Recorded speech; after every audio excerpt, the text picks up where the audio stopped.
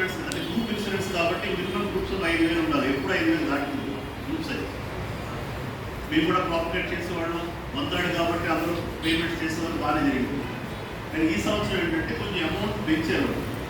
5,600 advocate plus spouse, 11,600 advocate spouse plus 2 minor children. 2 పాలసీలు ఇచ్చారు వాళ్ళు, రెండు స్లాబ్స్.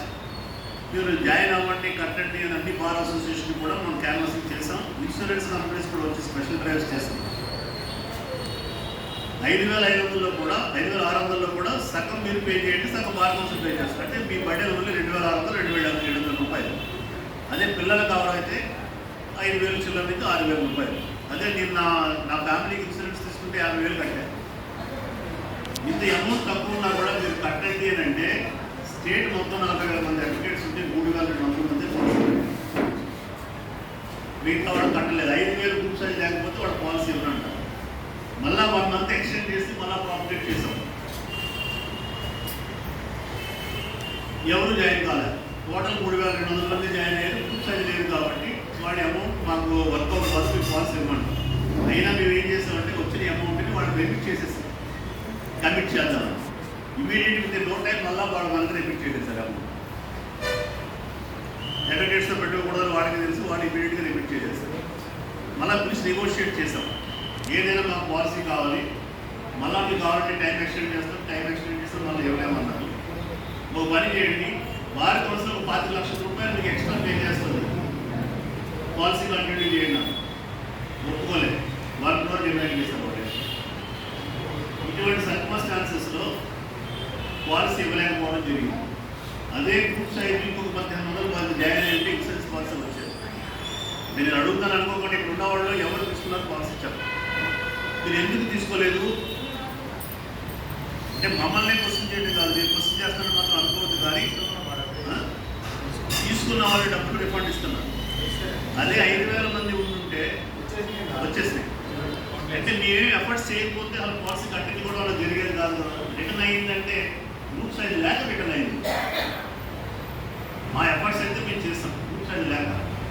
సరే దీన్ని ఏ విధంగా సబ్స్టిట్యూట్ చేయాలి అని ఒక ఇదిలో ఆలోచించి అమౌంట్ ఎంత ఉందో, వెల్ఫేర్ ఫండ్ అమౌంట్ ఎంత ఉందో అన్నీ కూడా క్యాలిక్యులేషన్స్ తీసుకుని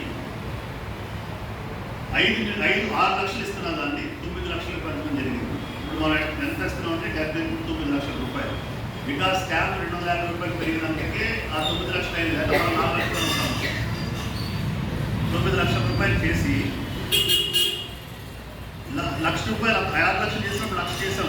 ఏది ఫైనాన్షియల్ అసిస్టెన్స్ ఎవరైనా కానీ హెల్త్ పాలసీ లేదు కాబట్టి ఆ 1,00,000 పాలసీ ఉంటే ఇన్సూరెన్స్ పాలసీ ఉంటే 2 లక్షలు క్లెయిమ్.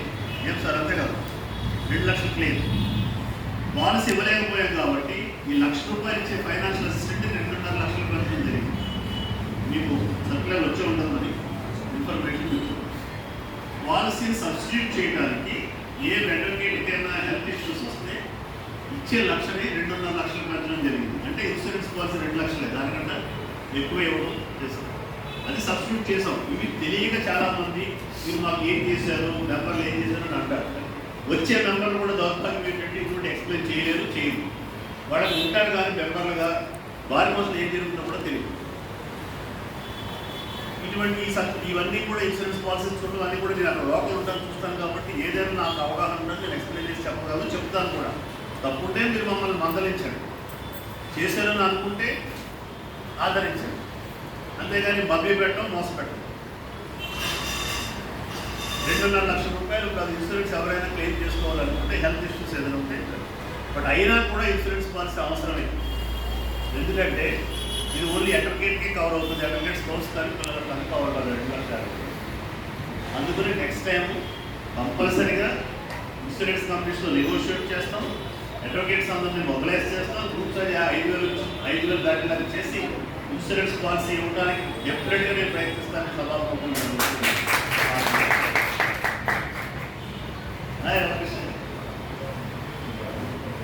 అది insurance policy issue. Next welfare fund 9 లక్షలు 9 లక్షల రూపాయలు మానేస్తున్నాం. ఇప్పుడు రండి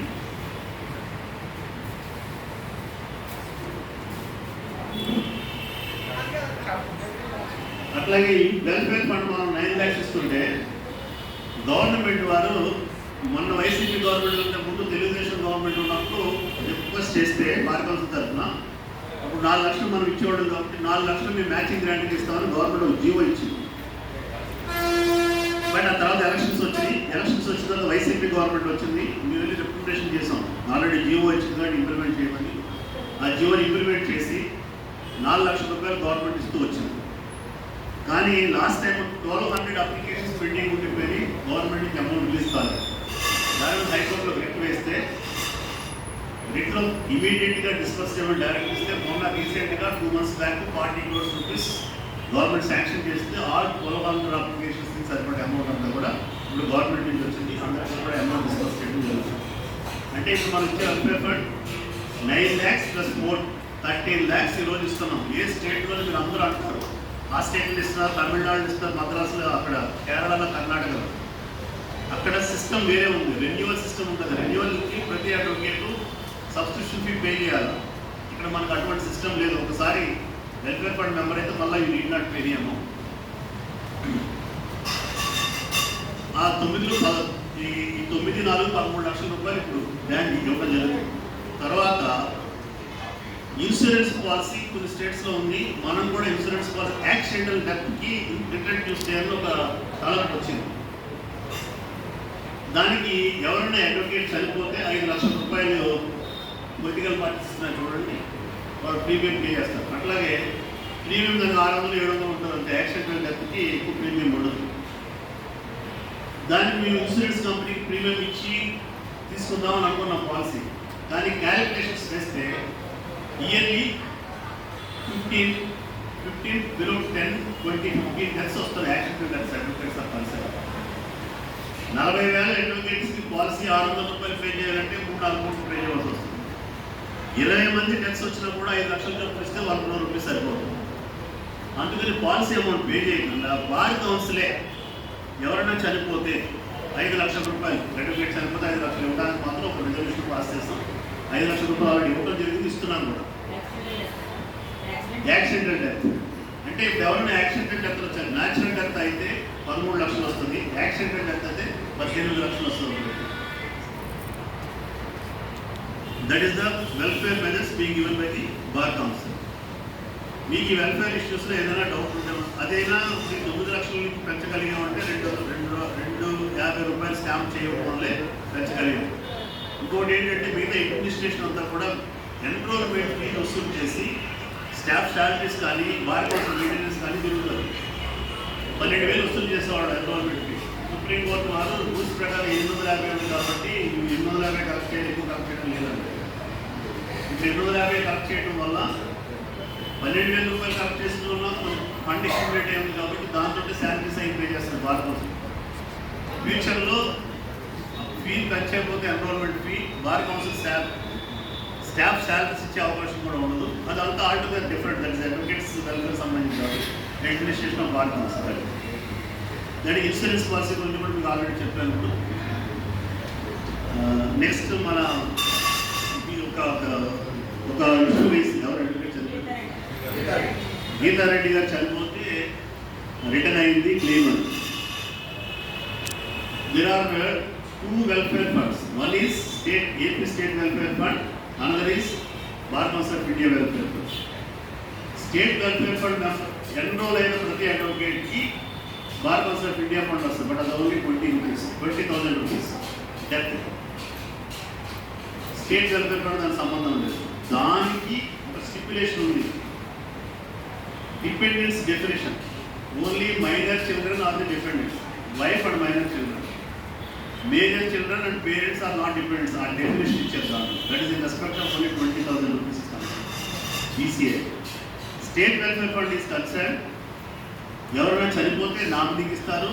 నామినీ కూడా లేకపోతే ఫ్యామిలీ మెంబర్ సర్టిఫికేట్ తీసుకుని మేజర్ సన్స్ ఉన్న, వైఫ్ ఉన్న, పేరెంట్స్ ఉన్న అందరికి కూడా వెళ్తుంది. అక్కడ ఎటువంటి రెస్ట్రిక్షన్స్ లేవు. చాలామంది ఏమనుకున్నారంటే రీసెంట్గా కూడా ఒక మచిలీపట్నంలో ఒక అడ్వకేట్ చనిపోతే మా బార్ కౌన్సిల్ చేసిన సెక్రటరీ గారు తప్పు కూడా ఏంటంటే state welfare fund, central welfare fund 2 applications పెట్టారు. స్టేట్కి క్లియర్ చేసిన తర్వాత పంపించే వదిలిపోయేది ఆ లెటరు. స్టేట్ పెండింగ్ ఉండగా సెంట్రల్ గవర్నమెంట్ ఫండ్కి నామినీగా మీరు రావాలని ప్రొజెక్ట్ చేసి పంపించారు మచిలీపట్నం వాళ్ళు. నేను వెళ్తే వాళ్ళు అడిగారు, క్లారిఫికేషన్ ఇచ్చారు, సాటిస్ఫై కాలేదు. నేను వచ్చిన తర్వాత బార్ కౌన్సిల్కి మేడం లెటర్ అడ్రస్ విధానం అది కాదు, మీరు ముందు కావాలంటే స్టేట్కి క్లియర్ చేయండి, వాళ్ళు స్టేట్కి కూడా రాదనుకుంటున్నారు, అయిన తర్వాత ఆ లెటర్ రాయండి, దాంట్లో కూడా మీరు స్పెసిఫై చేయండి. Bar council of India fund 20,000 rupees ఇది రాదు, స్టేట్ వెల్ఫేర్ ఫండ్ అటువంటి స్టిపులేషన్ లేదని చేయండి అని మళ్ళీ అగైన్ లెటర్ రాయించి సర్క్యులేట్ చేయించారు. తర్వాత బార్ కౌన్సిల్